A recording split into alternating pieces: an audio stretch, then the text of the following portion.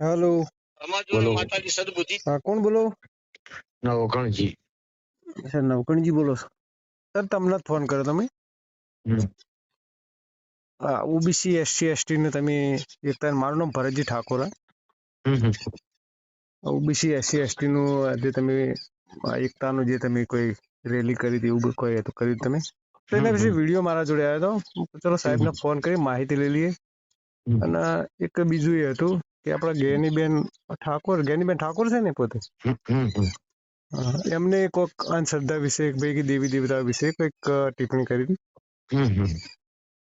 તો સાહેબ એમાં તમે જે અંબાજીમાં જે ધજા ચડાવી એ બધું ને ઓબીસી એસટી ની એકતા, બરાબર? તો આ બધું આમાં કેવું કે જે જિગ્નેશભાઈ પોતે છે બરાબર, એ કઈક સમાજ આઝાદ પાર્ટ એમાં જોડાયેલા હતા, બરાબર? એ વખતે એમને દેવી દેવતાઓનું અપમાન કરેલું, બરાબર?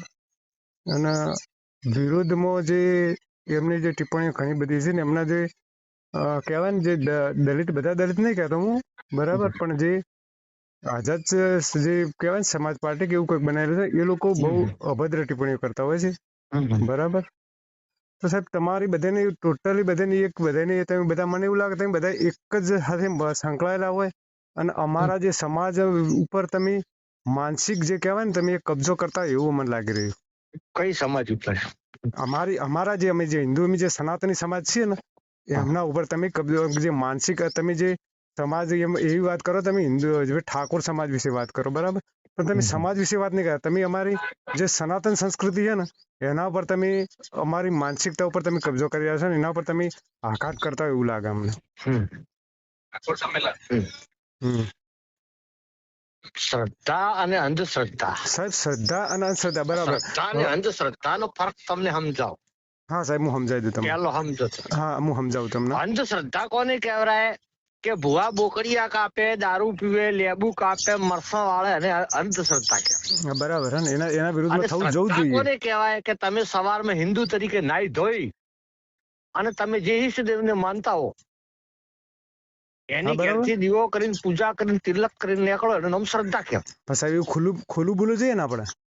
ખુલ્લું બોલું છું ને હું તો. આ મારી તમારી વાત નહીં, બરાબર, પણ જે તમારા જે આગેવાનો છે, બરાબર, તમારા સાથે સંકળાયેલા છે, એ લોકો શું કહે? બરાબર, જિગ્નેશ મેવાણી એસસી સમાજના આગેવાન છે ને ધારાસભ્ય છે, બરાબર. જ્ઞાનીબેન ને અમે એક સમાજના છે, બરાબર. તો જ્ઞાનીબેન ના તમે બધા એક સમાજની વાત નહીં, તમે એક કહેવાય ને એક વિચારધારાના વ્યક્તિઓ સંકળાયેલા બધા. એક વિચાર અંધશ્રદ્ધાના વિરોધી છે.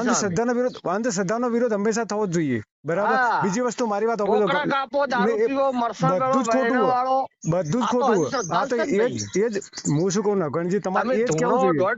અંધશ્રદ્ધા છે.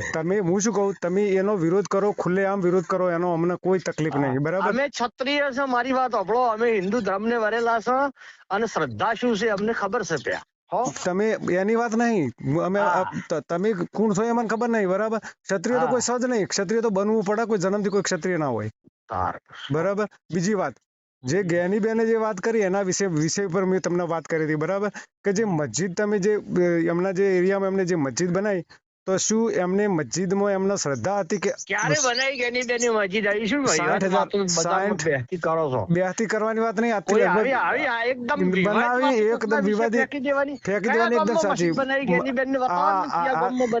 પ્રમાણ આલે આપણે. તમે મોકલો મારો વોટ્સઅપમાં નહીં, રૂબરૂ પ્રમાણ જોઈએ ને. વોટ્સઅપમાં થોડા હોતા છે રૂબરૂ પ્રમાણ. તો તમે જ્ઞાનીબેન તમે પૂછી જોજો, બરાબર. એમને 60,000 રૂપિયા એમને ખાલી એક બીજી મસ્જિદ બનતા હતા એમને આપ્યા હતા, બરાબર. જે વખતે એમનું કહેવાય ને કઈ જગ્યા બે સિટીઓ નોમ એક જેવા, એક દિયોદર ને બીજું કઈક બાજુ સિટી તેઓ આગળ, બરાબર. અને બીજી વાત, સમાજ દાન શાનું હોય તો વિશ્વાસ નહીં, બરાબર. તો દશામાં ઉપર એમને જે ટિપ્પણી કરી એ સારી, બરાબર, રાઈટ હતી ખોટી હતી? એ એમના ઠાકોર સમાજ, અમારો ઠાકોર સમાજ છે, અવળા માર્ગે જતો કહેવાની અમારી ફરજ છે. એમાં તમારે દલીલ કરવાની કોઈ જરૂર નહીં. કેમ? અમારા સમાજમાં બોકડિયા કાપે, દારૂ પીવે, ભુવા તમે એનું કરો ને, પણ એ તમારે જે કરવાનું કરો ને.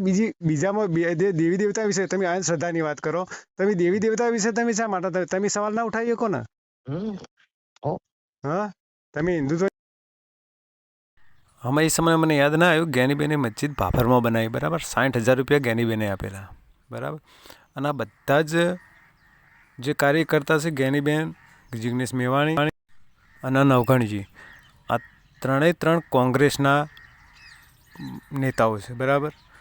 અને એ લોકો હંમેશા આઘાત હિન્દુ ધર્મ પર જ કરતા હોય અને વાત બંને બાજુ એ ઘુમાઈને વાત કરે. રાહુલ ગાંધીના જૂના જે બોલ્યો ને એ પણ તમે ઓપન લેજો, અને એક વિડીયો કોંગ્રેસ સરકારનો એ પણ તમે જોઈ લેજો, એ હિન્દીમાં છે પણ તમે જોઈ લેજો. जज के फैसले से नाराज इंडिया गठबंधन के नेताओं ने जज के खिलाफ महाभियोग प्रस्ताव पेश किया। ये वही नेता हैं जो एक तरफ संविधान की रक्षा और न्यायालय की स्वतंत्रता की बात करते हैं, वहीं दूसरी तरफ ये संदेश भी दे रहे हैं कि अगर कांग्रेस या इंडिया गठबंधन के नेताओं को किसी न्यायाधीश का फैसला पसंद नहीं आया तो वे महाभियोग प्रक्रिया का इस्तेमाल न्यायपालिका को धमकाने के लिए एक हथियार के रूप में करेंगे। संविधान के लिए इससे बड़ा खतरा और क्या हो सकता है। वीडियो में दिख रहे इंडिया गठबंधन के सभी सांसदों ने मद्रास उच्च न्यायालय के न्यायाधीश G.R. स्वामीनाथन के खिलाफ महाभियोग प्रस्ताव पेश किया है और इसके पीछे की वजह यह है कि न्यायाधीश स्वामीनाथन ने हिंदू पक्ष की याचिका पर श्रद्धालुओं को थिरुपरंगुंधरम पहाड़ी पर कार्तिकाई दीपम प्रज्वलित करने की अनुमति का आदेश दिया है।